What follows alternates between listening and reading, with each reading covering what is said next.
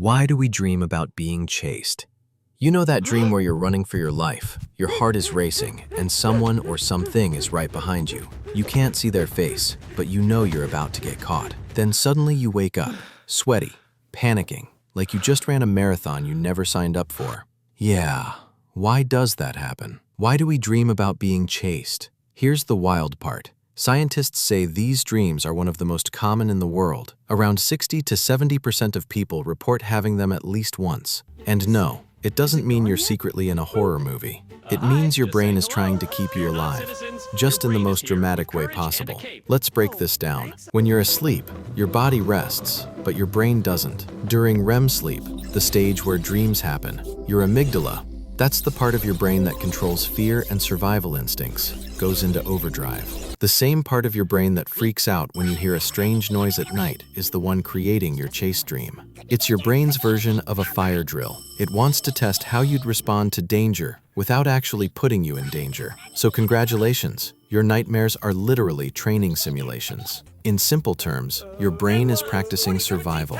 It's like, okay, if a giant bear, a creepy shadow, or your boss from 2017 ever comes after you, we'll be ready. This idea is backed by threat simulation theory, developed by psychologist Antti Revonsuo from Finland. According to his research, dreaming about threats, like being chased, helps us rehearse responses to danger. It's evolutionary. Our ancestors who practiced escaping in their dreams were probably better at running away from predators in real life. Basically, your nightmare is your brain's personal boot camp. But here's where it gets interesting. The person chasing you usually represents something you're avoiding in real life. That could be stress, guilt, an uncomfortable truth, or even a to-do list that's judging you silently from the corner of your room. Your brain turns abstract stress into a physical image, a pursuer, because fear is easier to understand when it's chasing you in 4K. For example, if you've been avoiding a difficult conversation or you feel pressure at work or school, your dream might turn that emotion into a chase scene.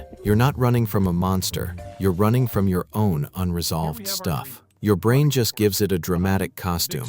And honestly, who doesn't love a little emotional theater at 3 a.m.? Now, who or what chases you in your dream also matters. Dream researchers like G. William Domhoff have found that the chaser often represents threat or tension. If it's a stranger, it may be fear of the unknown. If it's an animal, it could relate to instinctive emotions like anger or anxiety. If it's a person you know, like your ex, boss, or an old friend, it might mean you're avoiding something related to that relationship. Basically, your subconscious is going, hey, remember that thing you didn't deal with?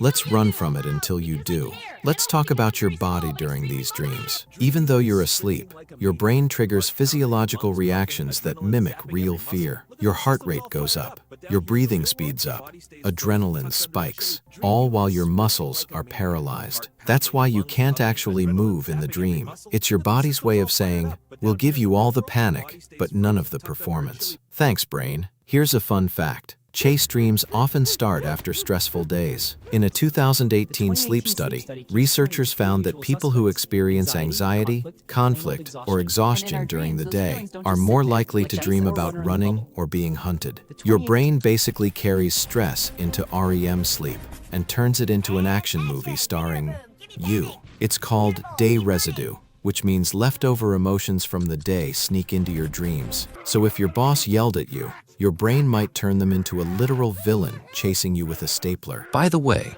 if you're enjoying your free psychoanalysis right now, hit that like button. Your subconscious worked hard for this script. So what's the deeper meaning? On a psychological level, being chased represents avoidance. The chaser isn't your enemy, it's your emotion. When you run in a dream, it's your brain showing you, hey, maybe stop running in real life. If you face the problem, apologize, make that call, or finish that assignment, the chase often disappears. It's your subconscious cheering for emotional confrontation, but with worse lighting. Another layer is locus of control. How much control you feel you have in life. People who often feel powerless, overwhelmed, or under pressure report more chase dreams. Your brain turns lack of control into a literal chase scene. It's like your subconscious saying, "We're losing control. Start sprinting." And it keeps repeating until your waking self feels more stable. There's also a physiological angle. Chase dreams spike when your sympathetic nervous system is overstimulated, like after caffeine, late-night screens, or high anxiety. You go to bed wired, your body is tense, and your brain says, "Guess we're running tonight." So yeah, maybe that 10 p.m. espresso wasn't worth it. Now, why can't we ever see who's chasing us? Because your brain isn't showing you a person. It's showing you a feeling. The faceless chaser is anxiety itself. Your mind leaves them undefined, so the fear stays universal. Studies on dream imagery show that vagueness increases fear. The less you know, the scarier it feels. Just like horror movies that never show the monster until the end. And speaking of endings, have you ever noticed how you rarely get caught? That's because your brain wakes you up before the emotional climax. When fear peaks, your body releases adrenaline, raises your heart rate, and often jolts you awake. It's a built-in emergency exit from your own nightmare. Evolution said, "No dying in dreams." That's bad marketing. But here's a comforting truth. Chase dreams are actually healthy. They show your mind is working properly. Instead of ignoring stress, your brain processes it creatively through symbols. The more you understand what's chasing you, the less power it has. It's like turning the lights on in a haunted house.